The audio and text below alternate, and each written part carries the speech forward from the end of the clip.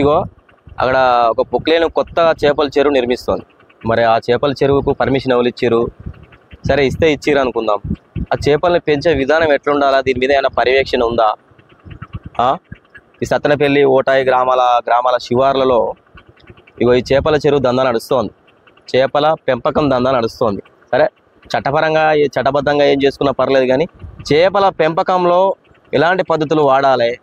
ఇప్పుడు ఈ చికెన్ సెంటర్లు, మటన్ సెంటర్లలో దొరికేటువంటి ఆ వేస్టేజ్ని తీసుకొచ్చి ఈ చేపలకు వేస్తే ఆ చేపల పరిస్థితి ఏంది? అది సరే ఆ చేపలు బతుకుతాయి అనుకో, కొన్ని చనిపోతాయి.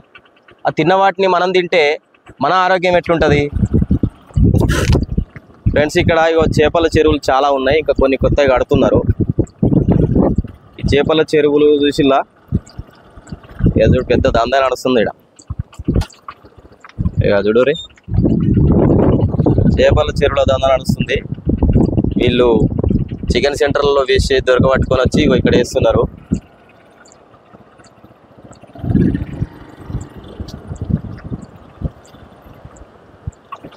ఒక వ్యాపారమే, ఒక భయంకరమైన వ్యాపారం ఇక్కడ నడుస్తుంది ఓటాయి దగ్గర, కొత్తగూడ మండలంలోని ఓటాయి దగ్గర.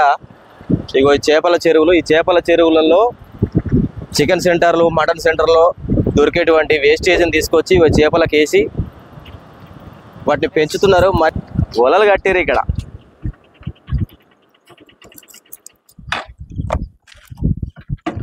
పక్షులు వచ్చి చేపలను ఎత్తుకుపోకుండా ఉండేందుకు కూడా పై నుంచి వలలు కట్టారు. ఇక్కడ చేప ఒకటి ఒడ్డుకు కొట్టుకొచ్చింది. ఈ ఇప్పుడు చికెన్ సెంటర్లో వేస్టేజ్ ఉంటుంది కదా, ఆ వేస్టేజ్ని ఇగో ఇలాంటి చేపల చెరువులకు తీసుకొస్తున్నారు.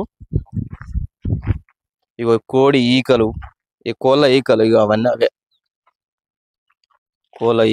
కోళ్ళ ఈకలు ఇవన్నీ చూస్తారు కదా. చికెన్ సెంటర్లలో వేస్టేజ్ ఉంటుంది కదా, కోడిని కట్ చేసినప్పుడు తలకాయలు, కాళ్ళు, ఆ పేగులు లాంటివి ఉంటాయి కదా, అవన్నీ తెచ్చి ఇగో ఈ చేపలకు వేస్తున్నారు ఇక్కడ.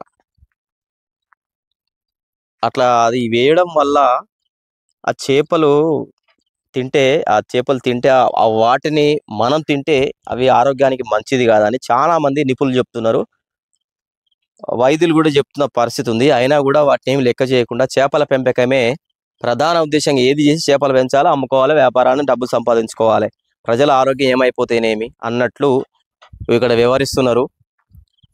ఇది దాదాపు ఒక 1.5 ఎకరాల వెడల్పులో ఉంటుంది ఇది చేపల చెరువు. ఇక్కడ చేపలు పెంచుతూ ప్రజల ఆరోగ్యాలతోనైతే చెలగాటమాడుతున్న పరిస్థితి ఉంది ఇక్కడ కొత్తగూడ మండలంలో. ఇక్కడ కూడా కొన్ని ప్రజా ఆరోగ్య వ్యతిరేక సంబంధమైనటువంటి కార్యక్రమాలు కూడా ఇక్కడ జరుగుతున్న పరిస్థితి ఉంది. ఇది నార్మల్గా సహజసిద్ధంగా చేపలను పెంచితే చాలా మంచిది, ప్రజల ఆరోగ్యాలను కూడా కాపాడినట్టు అవుతుంది. కానీ ఇక్కడ ఆ పరిస్థితి లేదు, చూస్తారు కదా. ఓకేనా ఫ్రెండ్స్, ఇక మనం ముందుకు పోదాం ఇంకా.